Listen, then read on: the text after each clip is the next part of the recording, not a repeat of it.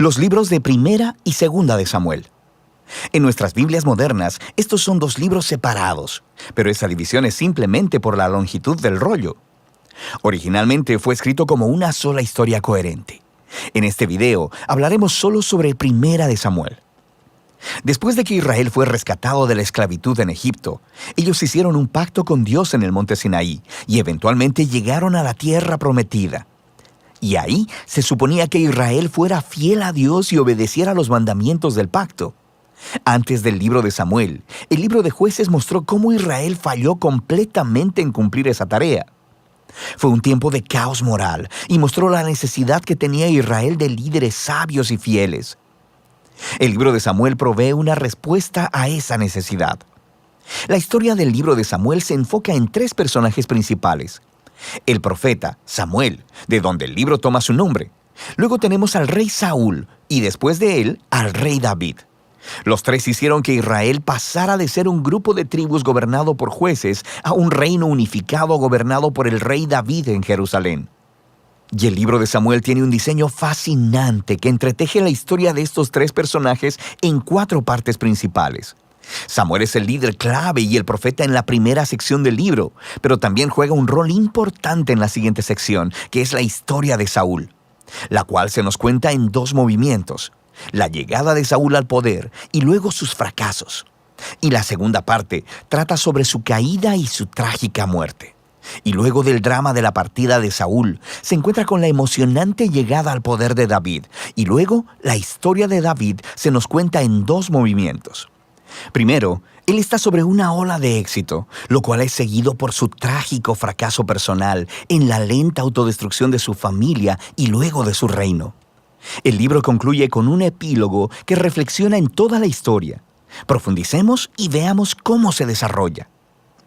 La primera parte continúa describiendo el caos del libro de Jueces. Y se nos presenta una conmovedora historia acerca de una mujer llamada Ana. Y ella se lamenta porque nunca ha sido capaz de tener hijos. Y por gracia de Dios, ella finalmente tiene un hijo llamado Samuel. Y en su gozo, canta un asombroso poema en el capítulo 2. Y el poema trata de cómo Dios se opone al orgulloso y exalta al humilde. De cómo, a pesar de las tragedias y de la maldad humana, Dios está cumpliendo sus propósitos en la historia. Y también trata de cómo Dios un día levantará un rey ungido para su pueblo. El poema de Ana ha sido colocado aquí en el inicio del libro para introducir estos temas claves que veremos a través de toda la historia, como el siguiente. Samuel crece y se convierte en un gran profeta y líder para el pueblo de Israel, al tiempo que los filisteos se levantan como los archienemigos de Israel. Y en esta batalla crucial, los israelitas se vuelven arrogantes, y en lugar de orar y pedir la ayuda de Dios, sacan el arca del pacto como una especie de trofeo que automáticamente les dará la victoria en la batalla. Y así, debido a su presunción arrogante, Dios permite que Israel pierda la batalla y el arca es robada. Así que los filisteos toman el arca y la colocan en el templo de su dios, Dagón. Y luego el Dios de Israel derrota a los filisteos y al dios Dagón sin un ejército, enviando plagas sobre el pueblo. Y los filisteos ya no quieren el arca, obviamente, y la envían de vuelta a Israel. Y el punto de la historia parece ser este: Dios no es el trofeo de Israel y Él se opone al orgullo entre los filisteos, pero también entre su propio pueblo. Y así, Israel necesita permanecer humilde y obediente si quiere experimentar la bendición del pacto de Dios, lo que nos lleva a la siguiente sección principal. Los israelitas vienen con Samuel y le dicen: «Oye, queremos un rey como todas las demás naciones. Ve y búscanos uno». Y Samuel, un poco molesto, va y consulta con Dios, y Dios le dice: «Sí, sus motivos son malos, pero si quieren un rey, dáselos». Y así se nos presenta Saúl. Saúl es un personaje trágico porque empieza siendo muy prometedor. Es alto y bien parecido. Es el candidato perfecto para ser rey. Pero tiene fallas de carácter profundas. Es deshonesto, le falta integridad y parece incapaz de reconocer sus propios errores. Y estas fallas se convierten en su perdición. Él gana algunas batallas al principio, pero sus fallas son tan profundas que eventualmente se descalifica a sí mismo por desobedecer descaradamente los mandamientos de Dios. Así que el anciano Samuel confronta a Saúl y a Israel. Él le había advertido al pueblo de que solo serían beneficiados por un rey que fuera humilde y fiel a Dios. De otro modo, los reyes de Israel traerían la ruina. Así que le informa a Saúl que Dios levantará un nuevo rey para reemplazarlo. Y así comienza la caída de Saúl. Al mismo tiempo, Dios está trabajando detrás de escena para levantar a ese nuevo rey. Es un insignificante pastor joven llamado David. Es el candidato menos probable para ser rey. Pero la famosa historia de David y Goliat muestra que Dios no eligió a David por la posición de su familia, sino simplemente por su confianza radical y humilde en el Dios de Israel. De manera que esta historia encarna todos los temas del poema de Ana.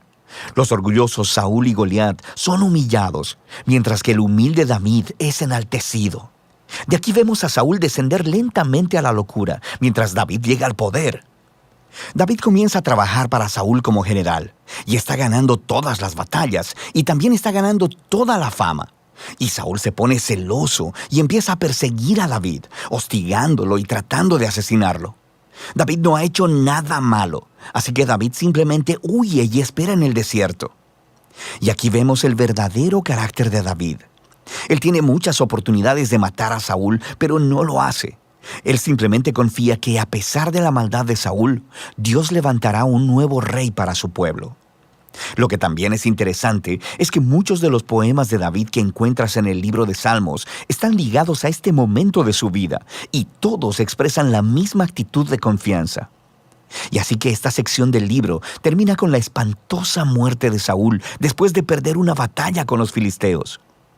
Primera de Samuel cuenta algunas de las historias más detalladas y bien narradas que encontrarás en la Biblia. Y los personajes Saúl y David son presentados de manera muy realista.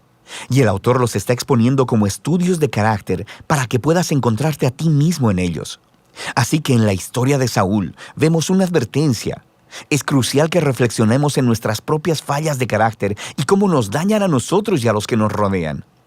Y con la ayuda de Dios necesitamos humillarnos a nosotros mismos y lidiar con nuestro lado oscuro para que la historia de Saúl no se convierta en la nuestra.